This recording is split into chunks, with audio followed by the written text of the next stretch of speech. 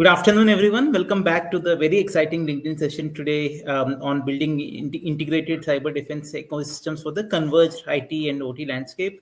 I'm your host, Teja Chintalapati from the Data Security Council, and joining me today is a very special guest, Mr. Kaushik Ray, the COO and co-founder of WhizHack Technologies.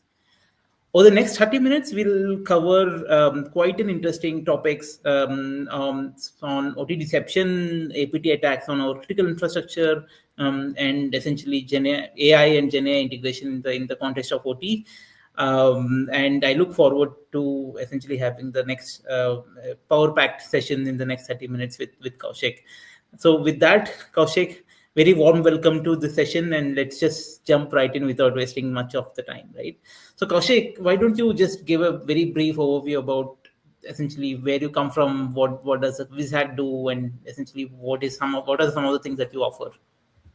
Yeah, thanks Teja and thanks DSCI for giving us this opportunity. Very quickly, we are a 4-year-old startup, and our vision is to build a self-reliant digital India. We are vertically integrated and being unique because we believe there are three essential pillars in building a secured ecosystem. It is to have proprietary products, which could be world class, both OT and IT. Then we have a managed security services, which has people which can go and secure organizations, or post attack they can help them recover. And most importantly, you have a very large scale training requirement which involves skilling manpower in those Hmm. places so that they can in house undertake a lot of these security activities. Interesting. You So want to you've discussed a lot about, I mean, we've talked about OT, right? So Kaushik, why don't you tell us essentially what does OT security entail, right? What does that mean? And why is that becoming so critical in for some, not just for some industries, but countries as a whole? So can we have some insights onto why OT security is becoming so important in this day and age? Yeah. See, unlike IT security, which we all hear about, which is largely protecting interconnected data and systems, OT security essentially protects physical critical infrastructure like railways, dams, airports. Then you have industrial control systems in defense, then in manufacturing from cyber threats. Now, all these networks have legacy hardware, protocols, systems, standards that are extremely capital intensive and difficult to replace. If you've read the latest McKinsey report, they talked about that OT cyber attacks have Hmm. increased by 140% in the past Wow. 1 year, Wow. largely because of involvement of state actors, Hmm. where Hmm. they're trying to debilitate the Hmm. opposing country's national security or public services. So it's very, Hmm. very strategic for a country's uh, sovereignty. Yeah, I mean, yeah, that's interesting, right? And I think not just from the news. There's a lot of research that essentially says last 1 to 4 years, may there's so much attacks that are coming into our OT, not just our OT in the worldwide. And I remember reading somewhere that essentially. The moment someone sees a PLC online, let's say on some showdown or any other website, people will attack it within the next 5-10 minutes, sometime even less time frame, right? So this is quite concerning. Kaushik, can you throw some light on some of the concerning trends that you see in the current OT landscape, and how that is adding the need for stronger OT solutions, and what are some of the technologies that are enabling this OT security solutions? If you can throw some light on that, that would be fantastic.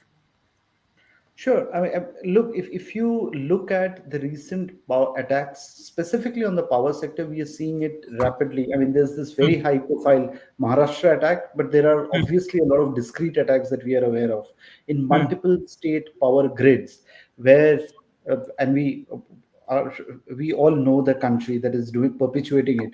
Incidentally, there was this RSA, which is the world's largest cybersecurity conference, and there look at the strategic value of that. There they were discussing they were US government officials including Anthony Blinken, who's Secretary of State. Then there were Straight. officials from FBI, Ministry of Defense, and they were discussing specifically Wall Typhoon. A Wall Hmm. Typhoon is a Chinese actor which was specifically targeting critical infra in US. Now they Hmm. rolled out the US security policy specifically to IT and IoT networks. Now Hmm. India, as you know, has recently put cybersecurity under Ministry of Home. So this is India is also realizing, and there are a lot of policies that Ministry of Home, I4C, CERT, then NCI, APC, they are actually rolling it out because you Hmm. need very strong policy. It's just not about doing a patch here and there. We Hmm. need a country-specific policy rules which has to be very strictly impaired because you have the best of hackers backed by a state, all targeting very high value infrastructure. Hmm. Hmm. Hmm.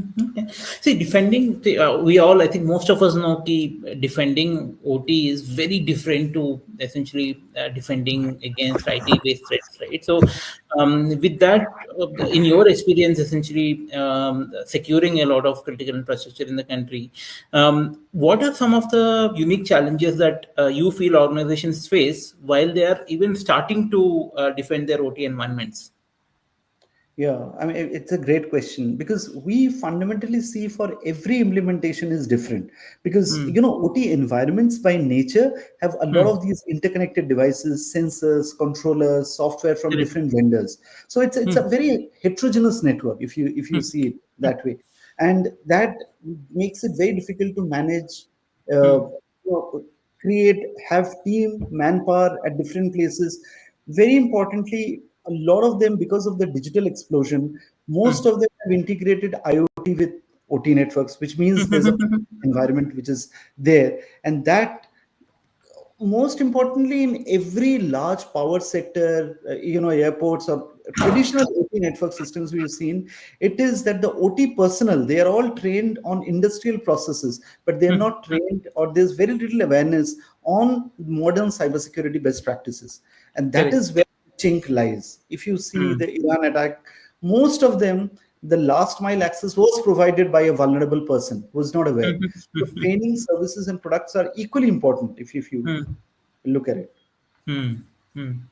Yeah, I mean, yeah, I mean, this reiterates a point that essentially people are always the weakest link in security, be it IT or OT.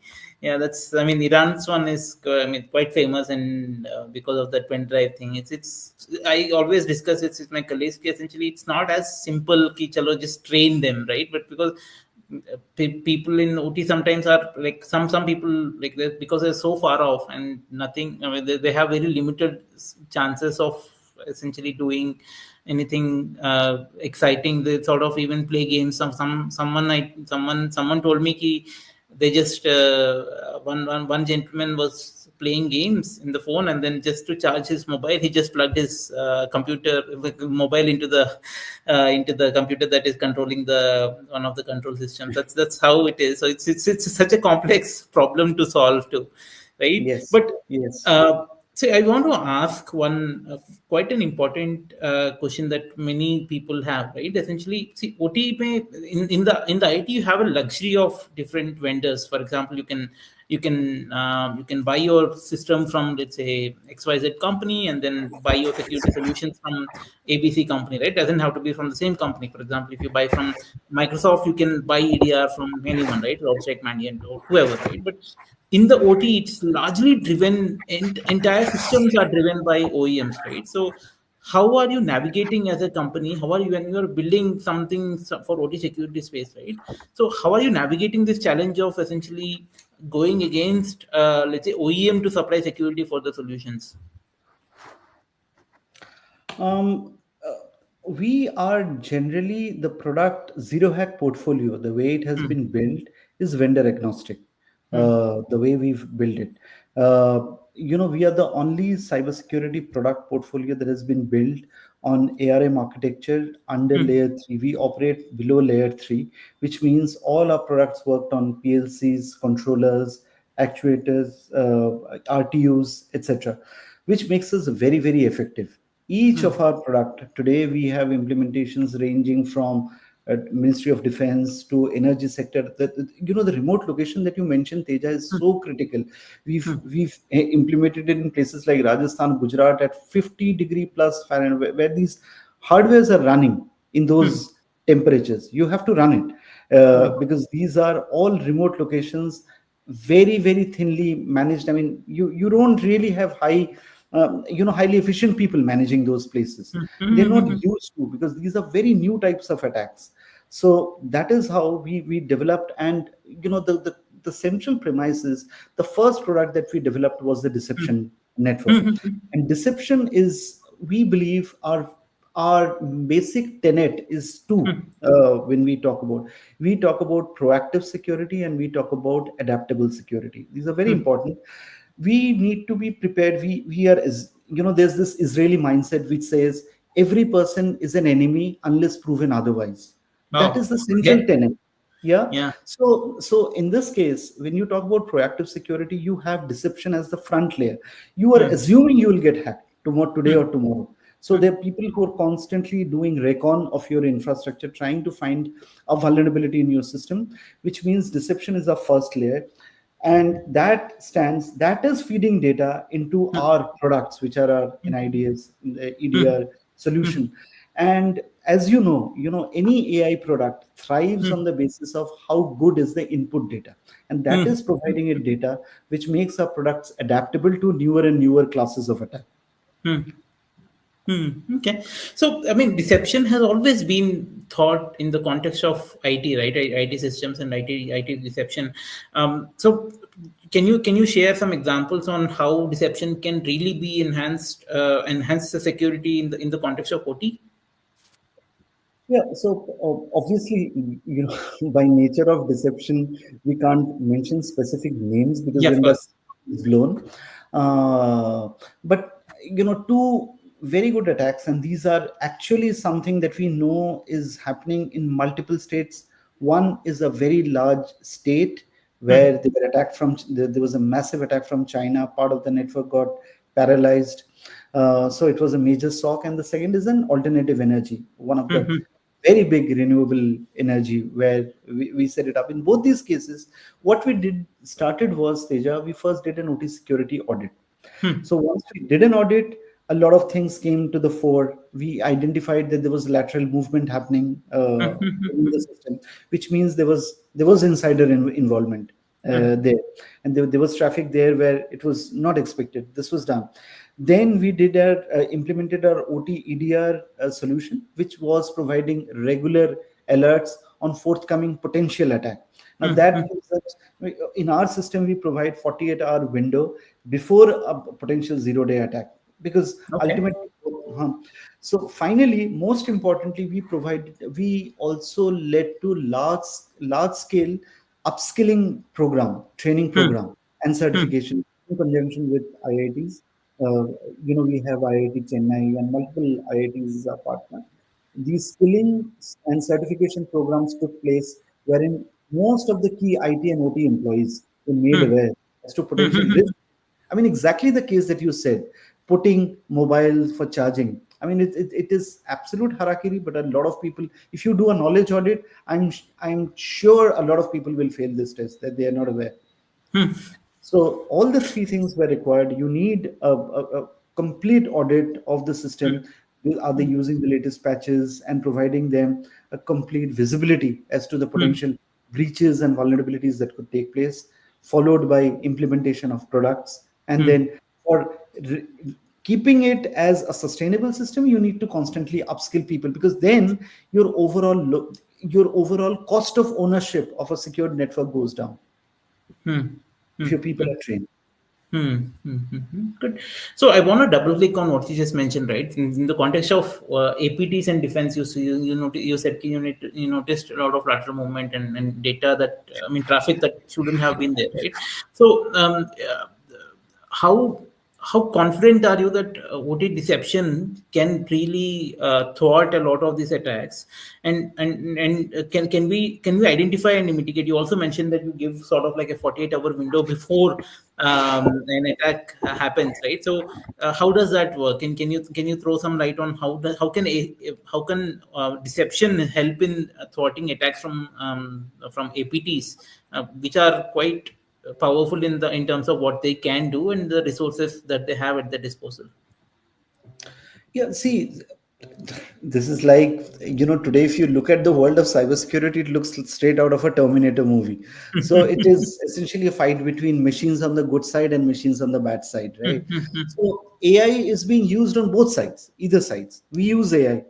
How are we using AI now? On the enemy side, the antagonist, if you were to call them that, they're using AI for extremely advanced social engineering tools in creating personalized human-like messages.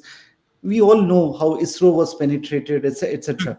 And they were all through phishing ransomware attacks where someone clicks inadvertently on a malware when the whole network is infected. Now, on the defense side, if you look at it, we always talk about security in layers, and trace our deception product is the first layer.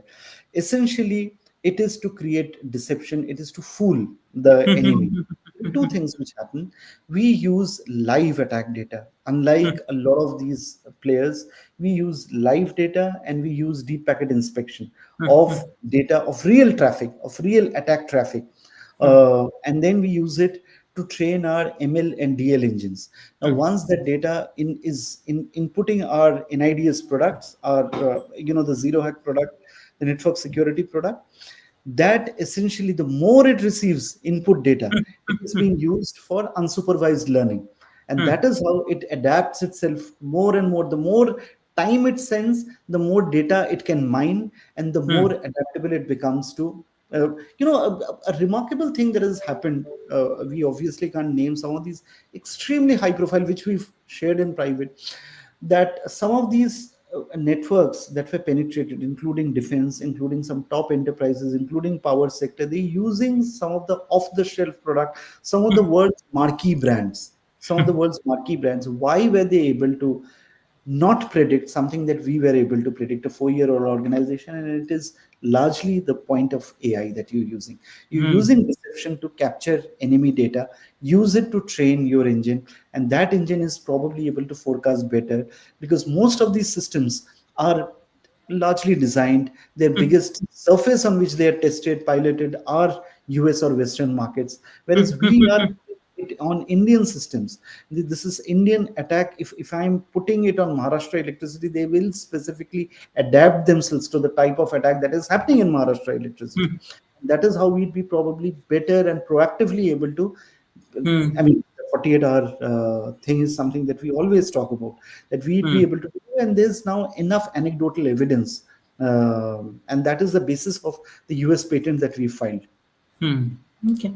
Okay. So I mean, there's one key thing that I really liked about what you said is key. Essentially, don't just. I think this is something Dr. Millen also bought it in a couple of our private conversations. Is that um, don't adopt some solution that is built for some market blindly, unless you make a lot of significant modifications to the I mean to the environment that it operates in. Let's say something that is some solution that is built for a different country needs a significant adoption. You can't just copy or essentially implement the same solution in its original form and then accept that everything will just work the way it is, which is not the Yes. case. Yeah.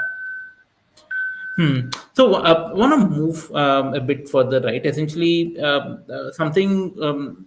See, one solution might not be enough to prevent all the attacks, right? So, how does can deception and specifically in your case, how does this OT deception that you have works with other security solutions? For example, from IDSA, like a SIEM platforms, to ensure key defense strategy that an organization have is cohesive and full. So is that something? How does the process look like when someone has to implement this in their organization level? Number one, Teja, we are very glad you asked this question because we've built a complete portfolio. Our Mm, vision was to provide self reliance, as I'm repeatedly saying. So we have a complete portfolio, a completely mm, holistic portfolio, entire IT as well as OT. We have our own EDR, we have NIDS, mm, HIDS, mm, mm, SIM, SOAR. All these products are there. On the OT side, we have our and the best part is both IT and OT can be managed through a single dashboard. If a customer wants to build, integrate, for example, there are implementations where we've done wherein they are saying, okay, we on the IT we would continue to work with Palo Alto, for example. So we have APIs wherein we are interoperable with these things. mm, mm, At the end of the day, the way it will evolve is ultimately, if it will be more and more complex going forward, if you mm, make them, if you treat them as silos, mm, the mm, the strategic value is that you should have the power to mm, manage all the networks. Instead of seeing them as a heterogeneous network, it should be a homogeneous network, where from the mm, management point of view, you should be able to manage both IT and OT network from a single dashboard. And that is what we've achieved, and that is mm, what we are going around and implementing it multiple socks, power socks, because mm, that is the most vulnerable target besides mm, airports, etc. But then airports typically have more modern systems. Power systems in India, power sector in India has older system. mm. So it makes sense to integrate all them into a similar, into the same process flow, and through a common dashboard. Hmm, hmm, hmm, hmm. Yeah, that's quite interesting, right? Essentially, I liked the fact that essentially you should not look at networks as heterogeneous networks, and essentially have a one place where you can see everything that is happening in your organization. That's quite interesting and important. Hmm. Okay. Kaushik, we briefly touched upon artificial intelligence and how you are using machine learning and deep learning in predicting a lot of these attacks, right? Are there any other technologies that you anticipate in the years to come, or something that you have already built on in your products that are playing a pivotal role in sort of like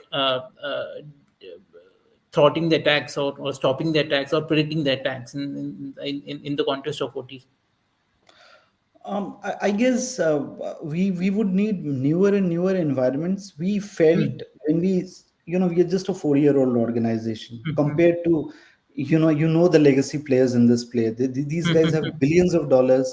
We have severe constraints. If you look mm, at the environment in India, we had a very strong ambition. We all the founders here collectively have over 100 years of experience. We have 70 engineers working in headquartered in India, working towards it. So when you say that what are the futuristic thing, future is to keep on improving, because mm, this is a sector where science is being also, the boundaries of existing science is being pushed by the antagonist forces also. mm, mm, mm, This is a space of continuum, right? It's not a static environment. mm, Every day there's some of the most, uh, day before yesterday Palo Alto was breached. We know the mm, crowd. I mean, this is some of the most high profile companies in the world, not to say these are extremely wanted players.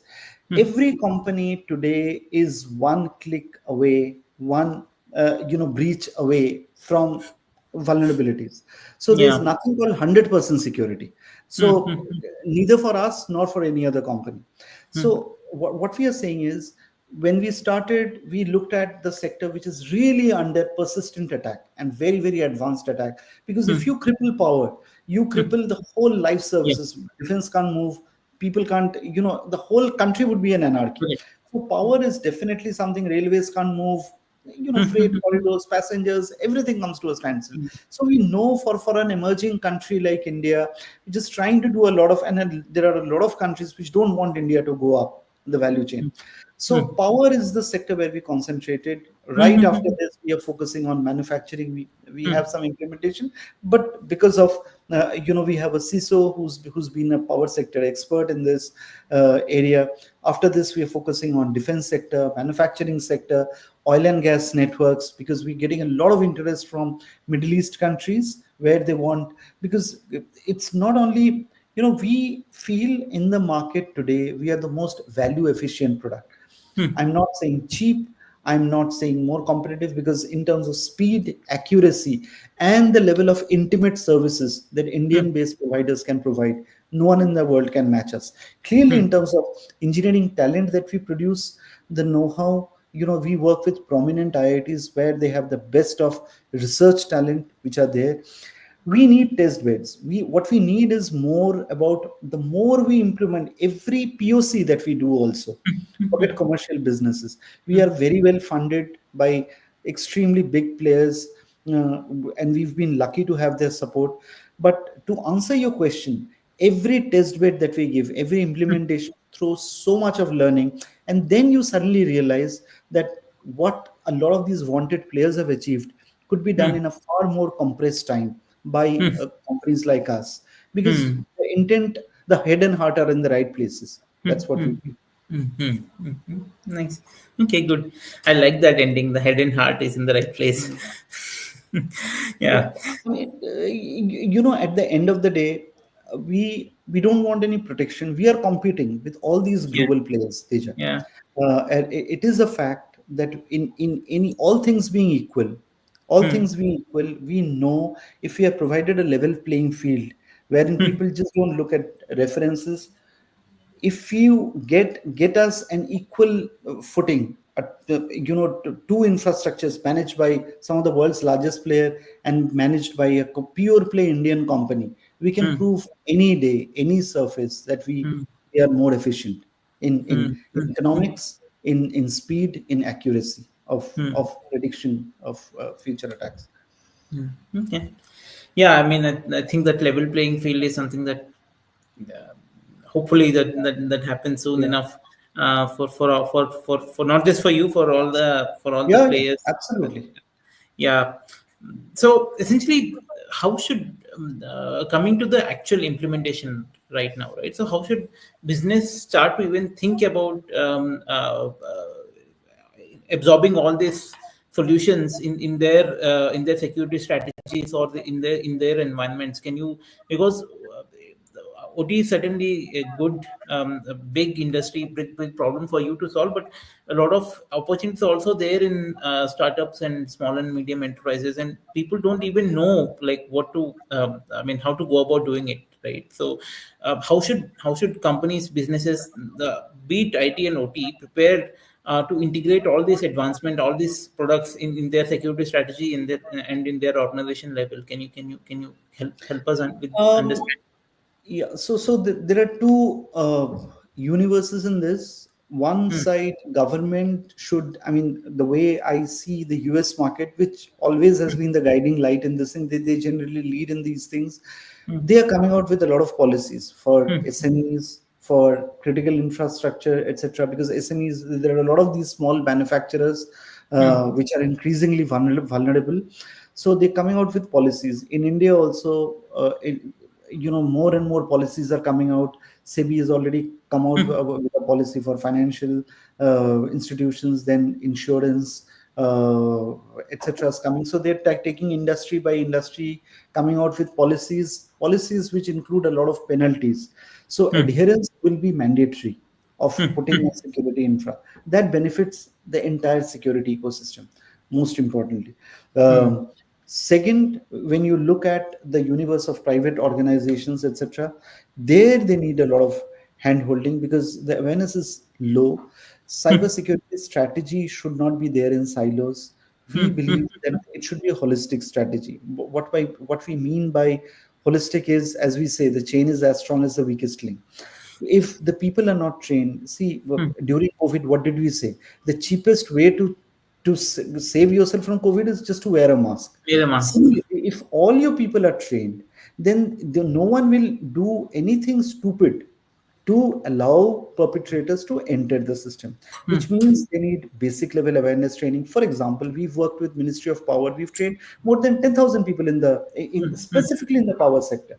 That hmm, starts from basic level training for all employees to technician level trainings. hmm, Now, hmm, these are layered trainings, right? hmm, So, obviously, one training is meant for the entire enterprise. The high level trainings are meant for specifically people who are working in the OT space, or These are your entire. It is unfortunate in India people are not looking at cybersecurity as an insurance category product.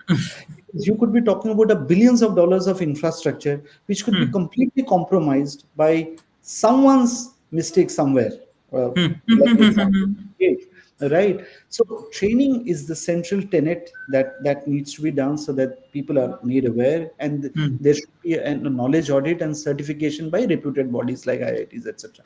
Second, you come to services. Now there is proactive security, there's reactive security. Someone who hasn't been attacked, they need to work with specialist players like us and any other player, where they do completely, whether it is ransomware tests or any other vulnerability assessment of their infrastructure to see whether there are any chinks in their current system. If you've already been breached, then all you can do is take retrograde action. And third, most importantly, as I said, in medicine, we always say the best medicine is son of the soil medicine. So try companies not only like us, but other companies which have been tested organically in this place. Because ultimately, you are not looking at one size fit all solutions. These are extremely advanced attacks. They're targeting specific countries. We all know of how countries like Costa Rica, Ireland have been completely brought down. So India still has not very advanced system because of issues of cost. We still are, our hardwares are still dependent on component level, or the entire supply chain is largely dependent on China from hardware. Cost issues. We are a very cost sensitive countries. Now they're waking up. Now they're talking in US of finding, they know systematically a lot of these large scale tenders were subsidized because they wanted strategic Yeah, hardware. yeah, China yeah, had yeah, to go into their system yeah. because they always had backdoors built into those systems. So, so this is a continuous warfare, which is not a. It's like the 100-year war. This is the war of a future generation. Future level of attacks would be about how much you can adapt to every attack should be not seen as an attack which penetrates you, but should be used as a learning exercise to thwart future attack. This is why AI would continue to play a very important role, and which is why our ML and DL engines would continue to thrive in this environment. Interesting. So, yeah, I mean, one of the things that I know WhizHack, I mean, Kaushik and the team told me is in their products, they ensured ki not even single component essentially, be it active component like ICs or passive components, even capacitors, resistors, and all these components, um, they are proud that essentially they don't have any dependency on a supply chain that is coming from the adversary, and they even went ahead to a point manufactured in a very different country altogether with not even a single component coming from the northern adversary that we have. Yeah, so one last one very quick question. We are out of time, but I'll just close it with this, right? So what is some of the strategic advice and strategic roadmap that you give, Kaushik, for companies to build their OT security strategy with the deception as the core, and what are the essential first steps that they have to take, and keeping in mind that their security needs evolve as they grow. So what is the strategic advice and guidance that you give, and essentially if someone really wants to talk to you further, and sort of understand the capabilities that you have in their own environment, in their own context, so what do you have to offer to them? We would request everyone to take the first step of identifying where they are. Do not look at security in silos, IT, OT, deception. As I always said, security should be seen as holistically as a 360-degree environment. In AISS, where we are participating with you, we want to give an exclusive offer during this session of two things. We'll give free POCs to any company which wants to do a due diligence on their security infra by using a ransomware test, which essentially checks whether there is any vulnerability in the system. If they are not able to breach, it's completely free of cost, right? The second thing that we want to do is start with deception, because that's an additional layer. Whatever you might, generally the biggest inertia in this system of companies that are working in this space, again, for a new player, is inertia, that they're Hmm. saying, okay, I already, nothing has happened till now, so Hmm. why should I change? So what we say is start with deception layer, because that's an additional layer. Hmm. Check Hmm. that to see, you believe your uh, current security apparatus is enough. Hmm. Maybe it is great, but add deception as an additional layer. It's just an incremental layer, doesn't disrupt any of your existing security Hmm. apparatus. Hmm. Hmm. The Hmm. moment you put that, do a pilot, test it. If there's any traffic, any anomaly in your current system, whether it's east, west, north, south, Hmm. then we'll alert you that there is something wrong in your system. And then Hmm. your journey starts, because we Hmm. feel there's a lot of wrong in current. Multiple Indian systems are vulnerable. We recently made a presentation to a major ministry of uh, home setting, where they're saying that we are aware of very advanced malware sitting on Indian railways. It is shocking that so you haven't seen, with the world being polarized the way it is, we are a flashpoint away from covert warfare initially. The Russia Ukraine cyber warfare has been working for the past 10 years, right? The Hmm. real overt warfare only started recently. Yeah. Similarly, today all our systems, the strength and resilience of their cyber defense is being checked right now. One day you'll see massive attack. Are we ready for that, withstanding that attack? To start with, everyone, like they say in the airlines, first save yourself, wear mask yourself, then Hmm. only you can save your co-passengers. Hmm. So every small company, every SME, every manufacturer in India uh, should first add an additional layer of cyber deception, check out how they're doing currently. Hmm. And Hmm. Hmm. that's a free service we are offering.